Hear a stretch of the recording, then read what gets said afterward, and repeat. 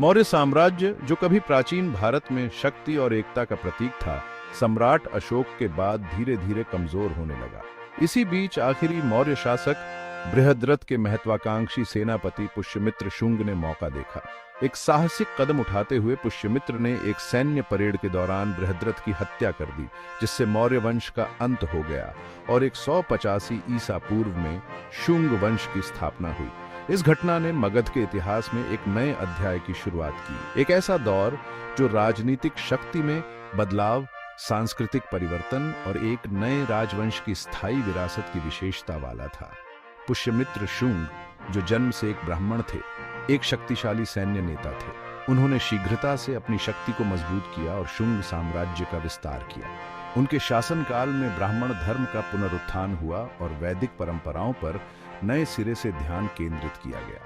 पुष्यमित्र ने अश्वमेध यज्ञ, एक भव्य वैदिक अनुष्ठान जो शाही संप्रभुता का प्रतीक था, अपने शासन को वैध बनाने और एक विशाल क्षेत्र पर अपने अधिकार का दावा करने के लिए किया।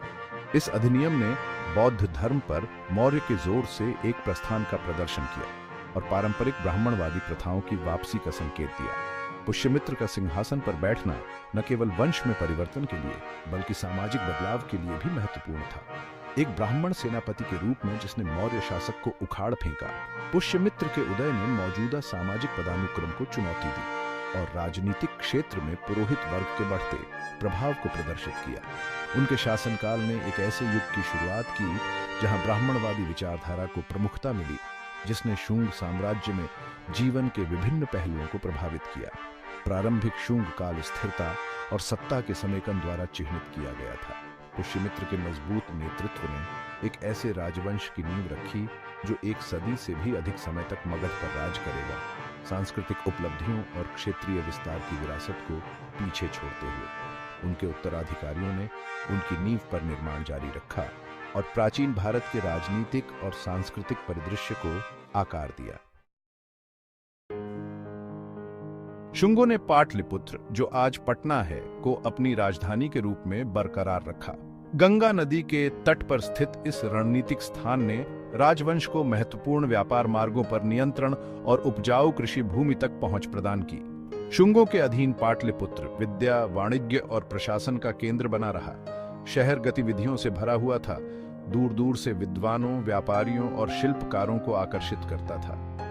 पुष्यमित्र के बाद शुंग वंश ने शासकों का एक क्रम देखा जिन्होंने साम्राज्य के विकास और स्थिरता में योगदान दिया। पुष्यमित्र के पुत्र अग्निमित्र का उल्लेख कालिदास के संस्कृत नाटक मालविकाग्निमित्रम में मिलता है। यह नाटक शुंग काल के दरबारी जीवन और सांठगांठ की एक झलक पेश करता है। एक और महत्वपूर्ण शुंग शासक वसुमित्र थे, जो अपने सैन्य कौशल के लिए जाने जाते थे। उन्होंने बाहरी खतरों के खिलाफ साम्राज्य का सफलतापूर्वक बचाव किया और इसकी क्षेत्रीय अखंडता को बनाए रखा। शुंग राजा सैन्य शक्ति और रणनीतिक गठबंधनों के संयोजन के माध्यम से एक विशाल साम्राज्य पर कब्जा करने में कामयाब रहे, जो उत्तर मध्य भारत तक फैला हुआ था। जबकि ऐतिहासिक स्रोत प्रत्येक शासक के शासनकाल के बारे में सीमित विवरण प्रदान करते हैं, यह स्पष्ट है कि शुंगों ने एक समृद्ध अवधि में शासन किया। उन्होंने एक मजबूत केंद्रीय प्रशासन बनाए रखा, आर्थिक विकास को बढ़ावा दिया और एक सांस्कृतिक पुनर्जागरण को बढ़ावा दिया, जिसने भारतीय कला, वास्तुकला और साहित्य पर एक स्थायी प्रभाव छोड़ा। शुंग काल अपनी चुनौतियों के बिना नहीं था। इनमें से सबसे महत्वपूर्ण थे इंडो ग्रीक, जिन्हें यवन भी कहा जाता है, कि घुसपैठ। इंडो ग्रीक शासक मेनेंडर ने भारतीय उपमहाद्वीप में सैन्य अभियान का नेतृत्व किया, जो शुंग हृदय भूमि तक आगे बढ़ा। शुंग ग्रीक युद्ध सभ्यताओं का संघर्ष था, जिसमें भारतीय और हेलेनिस्टिक दुनिया एक दूसरे के खिलाफ खड़ी थी। इन संघर्षों का उस समय के राजनीतिक परिदृश्य पर गहरा प्रभाव पड़ा, जिससे क्षेत्रीय परिवर्तन और सांस्कृतिक आदान प्रदान हुआ। जबकि शुंग अंततः इंडो ग्रीक अग्रिम को पीछे हटाने में कामयाब रहे, ये युद्ध प्राचीन भारत में शक्ति और नियंत्रण के लिए निरंतर संघर्ष को उजागर करते हैं। शुंगों को भारतीय उपमहाद्वीप के भीतर अन्य राज्यों से भी खतरों का सामना करना पड़ा।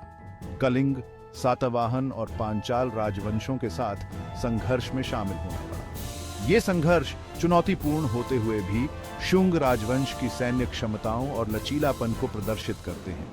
उन्होंने एक सदी से भी अधिक समय तक अपने क्षेत्र का सफलतापूर्वक बचाव किया और उत्तर मध्य भारत में अपना प्रभुत्व बनाए रखा। शुंग राजा कूटनीति और युद्ध दोनों में निपुण साबित हुए। जब आवश्यक हो तो गठबंधन बनाना और आक्रमणकारियों के खिलाफ अपने दायरे की रक्षा करना।